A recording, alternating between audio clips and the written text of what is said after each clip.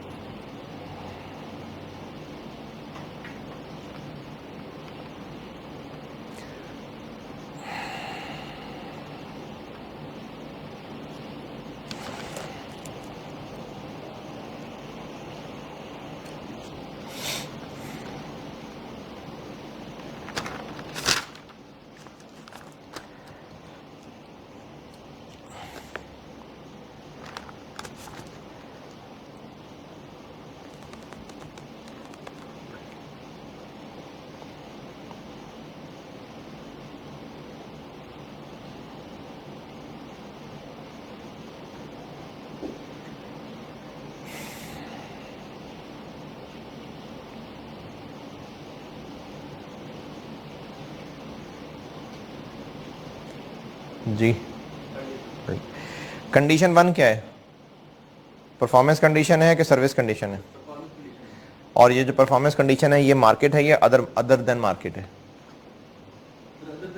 Other than market है। और condition 2 क्या है? तो कंडीशन 2 मार्केट कंडीशन है और कंडीशन 1 जो है वो नॉन मार्केट परफॉर्मेंस कंडीशन है। अच्छा, ये अभी अभी ब्रेक से पहले हम वो कर रहे थे बोथ ऑप्शंस वाला, ज़रूरी नहीं कि उसका सवाल हो, मैंने पास्ट पेपर्स के सवाल शुरू किए हैं, तो इसमें कहीं ऑप्शन नहीं है, ये नॉर्मल बस इक्विटी सेटल्ड है। हमने अपने 500 लोगों को प्रॉमिस किया है कि 1000 shares each, share options 1000 share options each देंगे हम। 5 साल रुक जाएं और कुछ टारगेट मीट कर दें, और पहला ही साल है ये, तो पहले ही साल में पूछा हुआ है कि हम इस ट्रांजैक्शन को किस तरह फॉर द ईयर रिकॉर्ड करें। इक्विटी सेटल्ड है, कैश सेटल्ड है? इक्विटी सेटल्ड है। और वेस्टिंग पीरियड कितना? 5 कंफर्म या डाउटफुल है? कंफर्म 5, तो इंटू 1/5, 1 क्यों? पहला साल है। 5 क्यों? प्राइस कौन सी लूं? ग्रांट डेट की फेयर वैल्यू, वो तो 4 दी हुई है, वो तो 4 दी हुई है।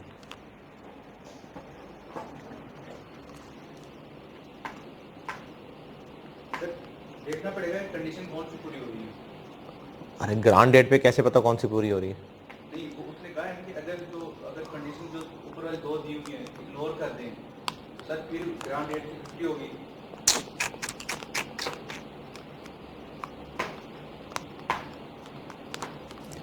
सर एक चीज आपने वो बताई थी, परफॉर्मेंस कंडीशन में सर हमने ग्रांट डेट की ही लेनी है।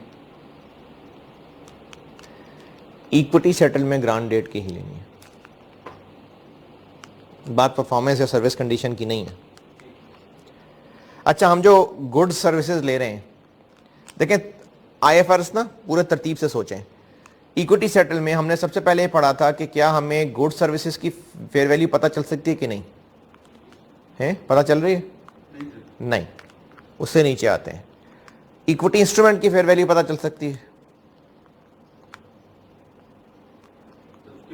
अब दी हुई है ना यार, और क्या, और किसकी फेयर वैल्यू देनी है? दिए तो है, बहुत सारी दी हुई है ना।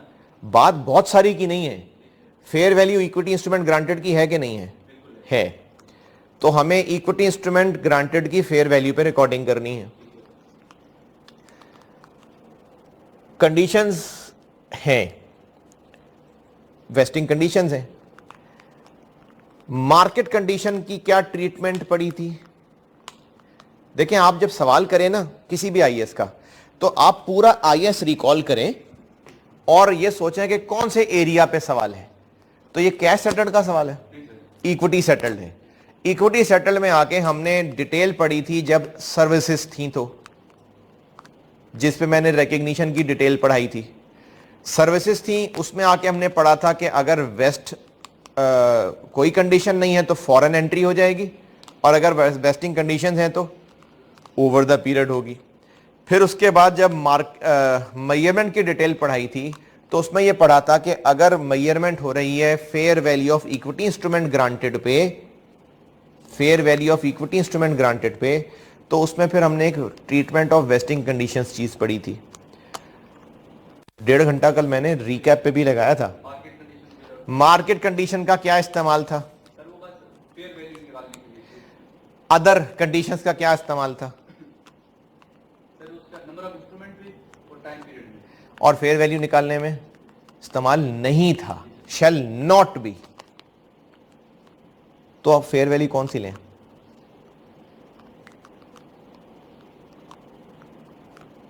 सर ये किस कंडीशन की बात है? आप पढ़ लें, सवाल में 2 कंडीशन दी हैं, आप पढ़ें खुद ही।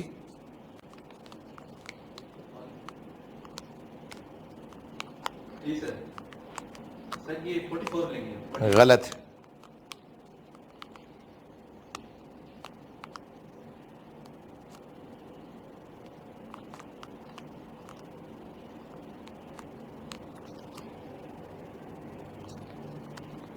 सर फिर 36 आएगी। ये भी गलत।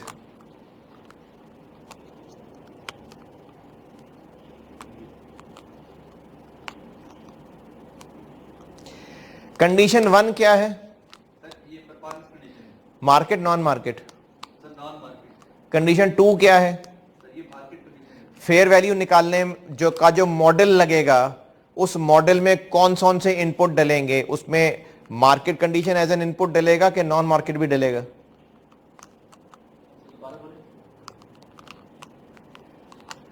फेयर वैल्यू निकालेंगे, किसी मॉडल को लगा के ही निकालेंगे। उस मॉडल में मार्केट कंडीशन का इस्तेमाल होना है या नॉन मार्केट कंडीशन का इस्तेमाल होना? नॉन मार्केट वालों का नहीं होना। तो 50 रुपए तो है कि कंडीशन ही कोई इस्तेमाल नहीं की। 44 तो हमने कंडीशन 1 को इस्तेमाल करना है फेयर वैल्यू निकालने में? नहीं करना। 38 निकाल के दी है मार्केट कंडीशन को इस्तेमाल करके, ये फेयर वैल्यू लेनी है हमने।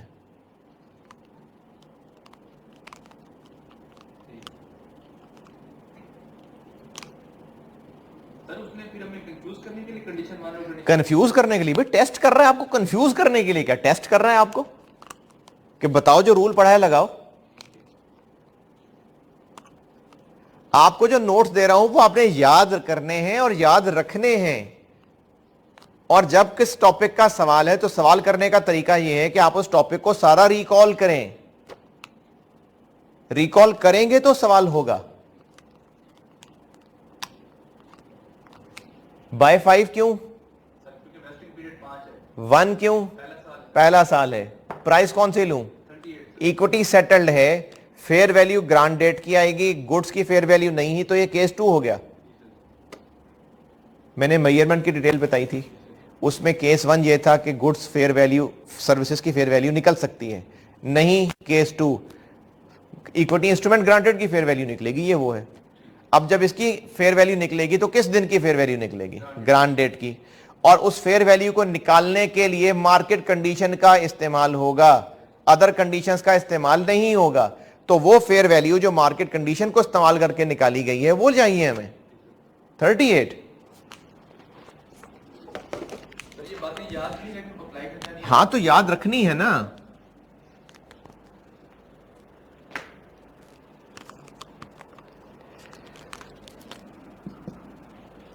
एक बंदे के कितने इंस्ट्रूमेंट्स? 1000। कितने बंदे? सर 500 नहीं नहीं इवेंचुअली जो अचीव कर लेंगे तो कितने कर लेंगे? सर 15% छोड़ देंगे तो 85%। तो 500 इंटू 85 85%। लेकिन मैंने लिख तो दिया, मुझे पूछना चाहिए था पहले। अभी आपने क्वेश्चन 13 किया ब्रेक से पहले, उसमें पहले साल में आंसर इधर 0 आ रहा था। क्यों 0 आ रहा था? सर क्योंकि उसने कह दिया था कि वेस्टिंग पीरियड के एंड पे अचीव होगा ही नहीं टारगेट। ये फिगर कंफर्म? अंदाजा? ये फिगर अंदाजा? तो कंडीशंस पूरी होंगी तो ही इंस्ट्रूमेंट्स देंगे ना। कंडीशंस पूरी होंगी कि नहीं होंगी, अंदाजा लगाना पड़ेगा। लगा लेते हैं अंदाजा। कौन सी कंडीशंस को देखना है? मार्केट कंडीशन को देखना है? नहीं सर नहीं, फिर परफॉर्मेंस कंडीशन। तो कौन सी सवाल में परफॉर्मेंस कंडीशन है यहाँ मार्केट के अलावा? सर ये जो सेल्स वाली थी क्या है कंडीशन? नेक्स्ट 5 ईयर तो 300 मिलियन या हमसे ज्यादा पूरी करेगा टोटल 3 साल 5 साल का मिला के? फॉर नेक्स्ट नहीं सर मतलब फॉर नेक्स्ट 5 ईयर उसने टोटल नहीं कहा कि for next 5 year over the period total ही हो गई ना। For next 5 year. कंडीशन 1 के आगे क्या लिखा? सर एवरेज सेल्स एवरेज का मतलब 5 साल की टोटल? नहीं सर फिर सर जो आपने बताया था ना एग्जांपल भी दी थी इसका सर ओवर द पीरियड जो होता है इनकम सेल्स फॉर 5 इयर्स, 5 साल की total. Average sale for 5 years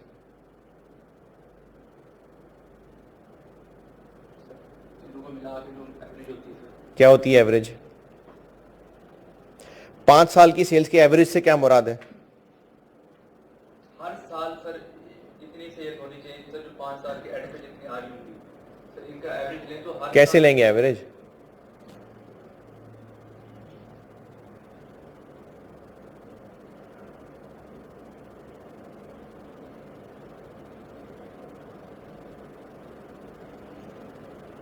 यार 5 साल की सेल्स का एवरेज कैसे लेंगे? Sir higher minus lower divided by lower sir average का जो फार्मूला होता है सर वो लगाएंगे इसके ऊपर और क्या फार्मूला होता है सादा सा कुछ?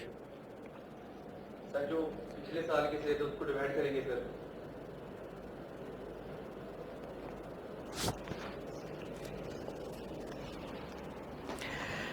5 साल की सेल्स टोटल करके 5 में डिवाइड करके एवरेज नहीं निकल आएगा?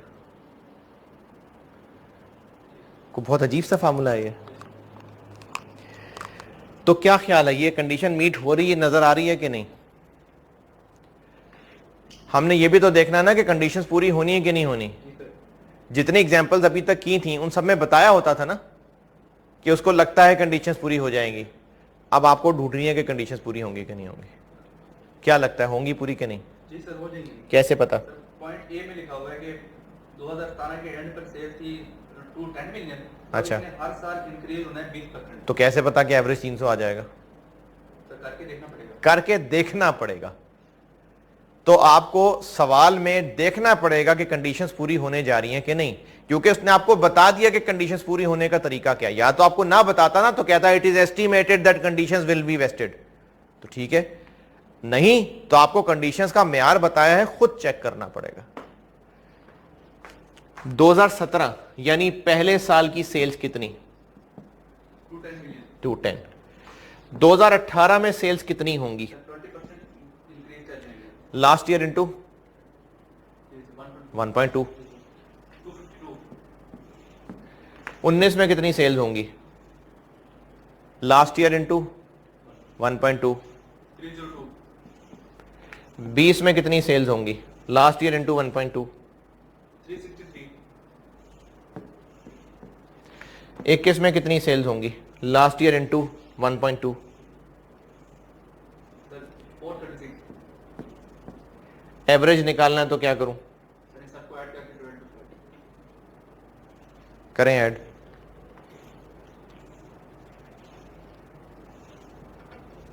फिर 1566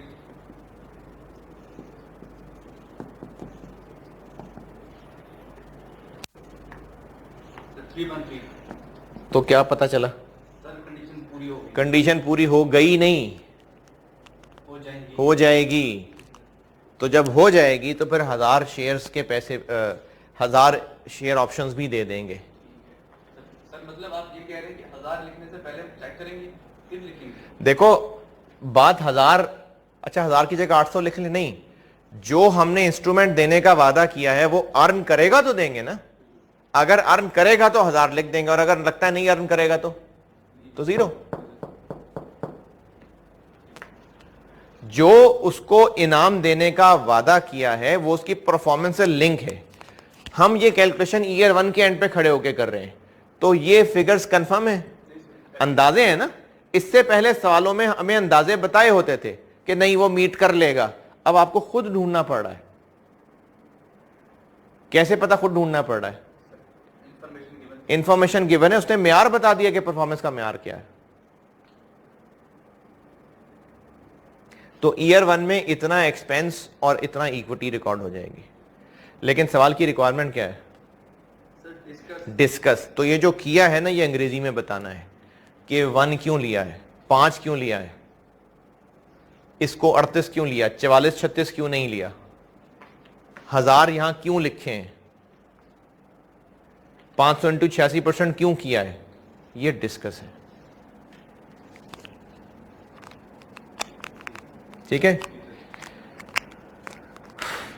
क्वेश्चन 5 नंबर के लिए होना नहीं चाहिए यार कितनी लंबी कहानी है इसमें। नहीं डिस्कस करते हो तो तो ये थोड़ी कहा कि मजमून लिखें, 2 लाइनें ही हैं और कितना है। मतलब इसमें कितनी कहानी बतानी है? 38 के बारे में कितने लंबे 2 पेजेस लिखने हैं। 38 की वजह क्या है? मार्केट कंडीशन हमने वो फेयर वैल्यू लेनी है जिसमें मार्केट कंडीशन को इंक्लूड किया गया है, तो 38 है जिसमें मार्केट कंडीशन को इंक्लूड किया गया है। सर ये भी बताएंगे ना परफॉर्मेंस कंडीशन इस पे क्यों नहीं लगी? क्या? इसके लिए होती है टाइम नंबर ऑफ इंस्ट्रूमेंट। यही बता रहे ना कि हमने फेयर वैल्यू में सिर्फ मार्केट कंडीशन को कंसिडर करना होता है। 38 चूंकि मार्केट कंडीशन को कंसिडर करके की गई है, इसलिए 38।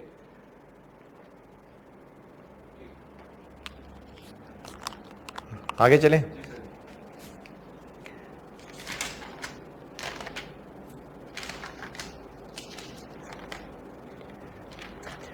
क्वेश्चन 8 पढ़ लें। क्वेश्चन 8,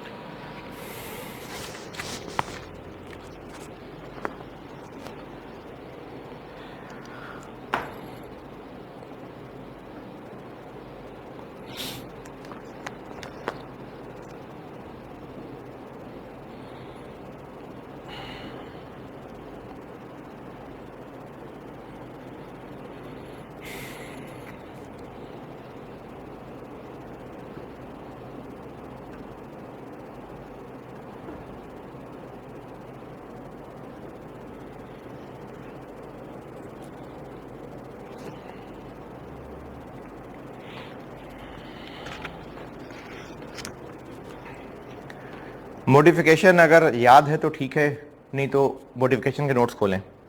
केस 1 खासतौर पे जो पढ़ाया था, ठीक है, आता है। मॉडिफिकेशन में ये था कि या तो फेयर वैल्यू बढ़ रही होगी क्योंकि एक्सरसाइज प्राइस कम कर रहे हैं हम।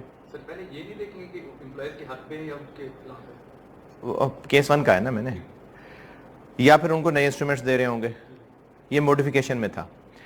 अगर तो वेस्टिंग कंडीशन पूरी होने से पहले हो गया ये काम तो रिमेनिंग पीरियड, बाद में हुआ है तो इमीडिएटली, या फिर इसमें एक और बात थी कि अगर पीरियड इसमें मजीद मशरूत है कि और टाइम लगाओगे तो फिर इसको क्या करना था, लास्ट में दोबारा है मजीद पीरियड भी तो शर्त कर सकते हैं ना कि हम तुम्हें ये फायदा देने लगे लेकिन 4 साल और लगाने पड़ेंगे। जी सर। तो फिर सर जो 4 साल लगाएगा उसके ऊपर करेंगे ना। जो पहले कर रहे थे वो नॉर्मली होता रहेगा, और इस मॉडिफिकेशन को हम अलहदा से करेंगे। ये था, पढ़ा था ना मॉडिफिकेशन में, जो पहले चल रहा था वो चलता रहेगा और मॉडिफिकेशन को हम अलग से डील करेंगे। यही था मॉडिफिकेशन में। तो इस सवाल में मॉडिफिकेशन है, पता चल रहा है कि नहीं? कैसे? पॉइंट 3 में 1 जनवरी 2016 को हमने क्या किया कि एक्सरसाइज प्राइस कम कर दी। उससे क्या हुआ कि फेयर वैल्यू बढ़ गई। अगर ये प्राइस हम मॉडिफिकेशन ना करते तो उस वक्त ओरिजिनल इक्विटी इंस्ट्रूमेंट ग्रांटेड की प्राइस गिर के 580 चली गई थी, जबकि हम अब जो मॉडिफिकेशन कर चुके उसके बाद वो प्राइस कहां तक आ गई? 710। तो ये वो इंक्रीज इन फेयर वैल्यू आ गया। मॉडिफिकेशन में था ना, तो इसको अलग से डील करना है और जो पुराना चल रहा था वो वैसे ही चलता रहेगा। और सवाल में पूछा हुआ है कि 14, 15, 16, 17 हर साल की आप ये कैलकुलेशन करके दिखा दें कि फाइनेंशियल स्टेटमेंट्स में क्या क्या आएगा, यानी एक्सट्रैक्ट्स ऑफ एसओसीआई और एक्सट्रैक्ट्स ऑफ एसओएफपी। ठीक है? ये उसने कहा है कि exercise upon completion of 3 years, तो सर 14, 15, 16 ये 3 तो ये होते हैं, 17 क्यों दिया उसने? वो उसमें 1 साल और कह रहा है ना, मॉडिफिकेशन में 1 साल और कह दिया, इस वजह से। इक्विटी सेटल्ड है, कैश सेटल्ड है, या ऑप्शन है?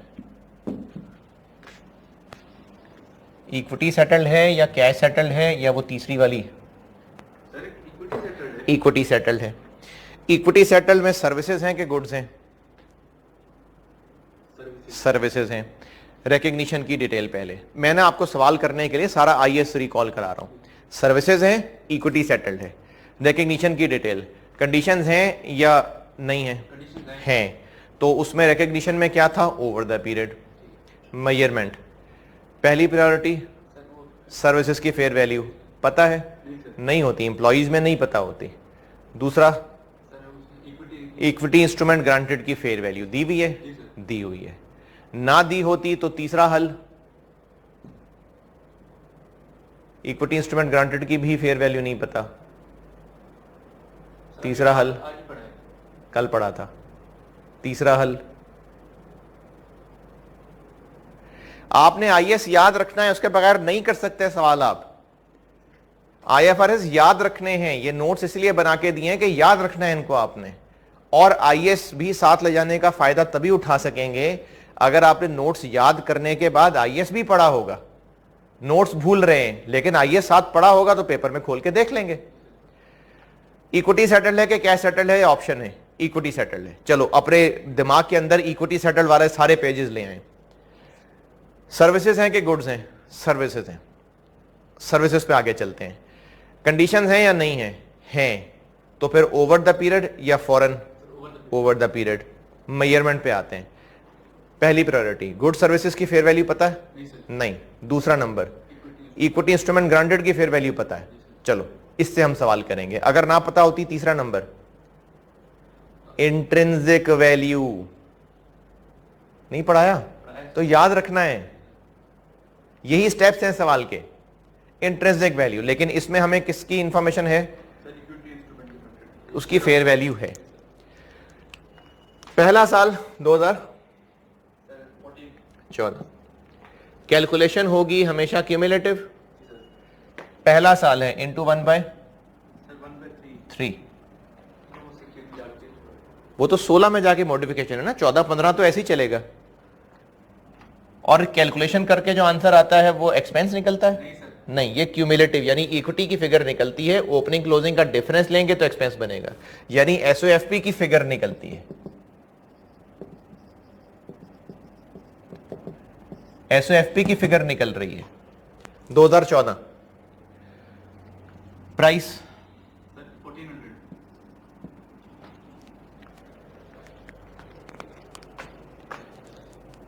क्या है? 1400 ग्रांट रेट की value, fair value of share है ये। हमें शेयर ऑप्शन भी चाहिए। हमने कौन सा इक्विटी इंस्ट्रूमेंट ग्रांट किया उसको? Share option. अच्छा, अब ये क्या मसले हो रहे हैं? ध्यान से नहीं देख रहे ना, ये होता है फेल होने के रीजन। पढ़ें, याद रखें और केयरफुली छोटी छोटी चीजों के ऊपर टेस्टिंग हो रही है। कौन सा इक्विटी इंस्ट्रूमेंट ग्रांट किया है? शेयर ऑप्शन, तो फेयर वैल्यू किसकी देखनी है? शेयर ऑप्शन की फेयर वैल्यू देखनी है। ग्रांट डेट पे कितनी थी? 600। यहाँ पे ग्रांट डेट में बताई नहीं है। 1 जनवरी 14 ग्रांट डेट है, तो कहां नहीं बताई ग्रांट डेट? नहीं, हमने जितने क्वेश्चन किए वहां पे तो बताया होता है ना fair value at grant date. तो बताया ना सर, उसने वर्ड ग्रांट यूज नहीं किया। ग्रांट डेट क्या है सवाल में? सर ये 1 जनवरी पे हम खड़े हैं तो यही होगी 600। On 1 January 14 granted share option, तो ग्रांटेड यही है ना, और क्या किन अल्फाज में बताए?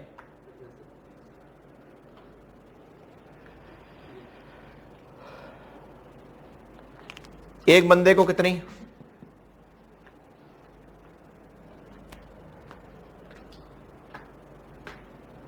सर 50 बंदे थे, तो उसमें से हर बंदे को कितनी? हर बंदे को कितनी ऑप्शन देनी है?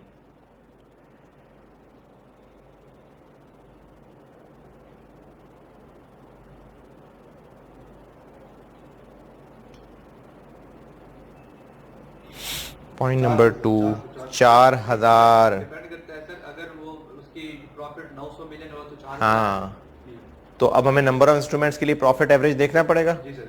ठीक है, अब हम चेक करना पड़ेगा ना, खुद कर लेते हैं चेक। 2014 में कितना प्रॉफिट हुआ? जीपी 940। और टेबल के नीचे एक लाइन लिखी हुई है कि एस्टीमेट कर रहा है कि जो फॉर द ईयर प्रॉफिट हुआ है ना, आगे हर साल वही होना है। ये टेबल के नीचे लाइन रिक्वायर्ड से ऊपर लिखी हुई है। सर ये लाइन समझ नहीं है। CL estimated that gross profit for the future years would be approximately be the same as of current year. Sir जब उसने ये लाइन कह दी थी तो फिर आगे उसने ग्रॉस प्रॉफिट बाकी ईयर में क्यों दिए? क्योंकि जब हम 2014 में खड़े थे और 2014 में जो प्रॉफिट हुआ था, तो 2014 करंट ईयर था, तो 14 में खड़े होकर वो एस्टीमेट कर रहा था कि अगले सालों में भी 900 हुआ करेगा। फिर जब 2015 में आया तो वो करंट ईयर हो गया, और तब आके उसने एस्टीमेट किया कि अगले सालों में भी 800 कुछ हुआ करेगा। फिर जब वो 2016 में आया तो उसने एस्टीमेट किया कि अगले सालों में भी इतना ही हुआ करेगा। तो जब 2014 हुआ था तो कितना प्रॉफिट था जीपी? 940। और अगर 2014 में 940 था तो अंदाजा क्या था? सब में 940 तो एवरेज कितना होगा? तो डिवाइड कर लेते हैं। हर साल 940 है तो एवरेज कितना होगा? 940 होगा। तो 2014 का एवरेज प्रॉफिट 940। जब हम 2014 में खड़े थे, दोबारा सुने, पिछले सवाल में भी ये मसला था तो ये बात समझ नहीं आई थी आपको। नंबर ऑफ इंस्ट्रूमेंट्स 4000 हैं या 6000 हैं या 0 हैं, 0 भी हो सकते हैं। कब? जब वो ऑप्शन एक्सरसाइज नहीं, ऑप्शन वेस्टिंग पूरा ही नहीं, कंडीशंस पूरी नहीं कर पाएगा, तो ये फिगर कंफर्म होती है। No sir. अंदाजा लगाते हैं ना। अब वो अंदाजा लगा रहे हैं, कैसे अंदाजा लगा रहे हैं? हम स्टूडेंट सवाल में चेक कर रहे हैं कि परफॉर्मेंस कंडीशन पूरी होने के चांसेस हैं कि नहीं है। 2014 के एंड पे खड़े हैं, क्या लगता है 3 साल बाद परफॉर्मेंस कंडीशन मीट कर पाएंगे कि नहीं कर पाएंगे? कर पाएंगे। 2014 में प्रॉफिट कमाया 940, हमारा अंदाजा है कि 15-16 में भी इतना ही कमाएंगे, तो एवरेज कितना कमाएंगे? 940। तो 2014 में हमें नजर आ रहा है कि हम कंडीशन पूरी कर पाएंगे, तो यहां पर क्या लिखूं? 4000 या 6000? 4000। 6000 कब करता? सर अगर हमारा 1000 मिलियन होता तो यहां पर 4000 बंदे, सर 50 बंदे थे, और हमने यहां कितने लिखने होते हैं? जो जिनको इवेंचुअली लेंगे, जो इवेंचुअली कामयाब होंगे। तो 50 तो अभी हैं, हम 2014 के एंड पे खड़े हैं, तो 2014 के एंड पे खड़े होके क्या अंदाजा है हमारा कि आखिरी दिन तक कितने लोग कायम रहेंगे? 12 छोड़ देंगे सर। 12 छोड़ जाएंगे, तो कितने कायम रहेंगे फिर? 38।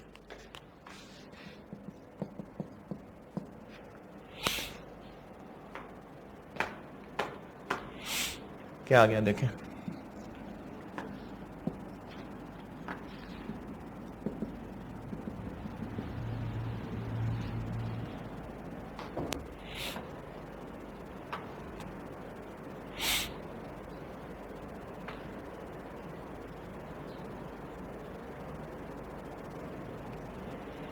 30.4 कितना 30.4 30.4 जी सर 40 जी सर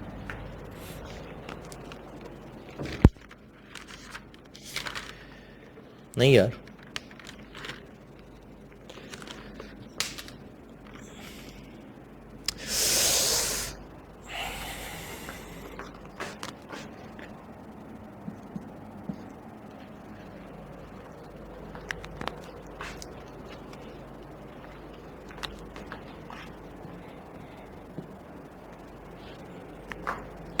आपने गलत कॉलम देख के बताया। हम 14 के एंड पे खड़े हैं।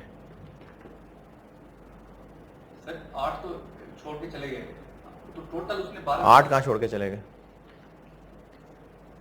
ठीक है सर वो मैंने फर्स्ट जनवरी हम 14 के एंड पे खड़े हैं। 31 दिसंबर 14 वाला कॉलम देखना है। 31 दिसंबर 14 पे 47 मौजूद हैं। 8 और छोड़ जाएंगे तो ये होंगे ना फिर।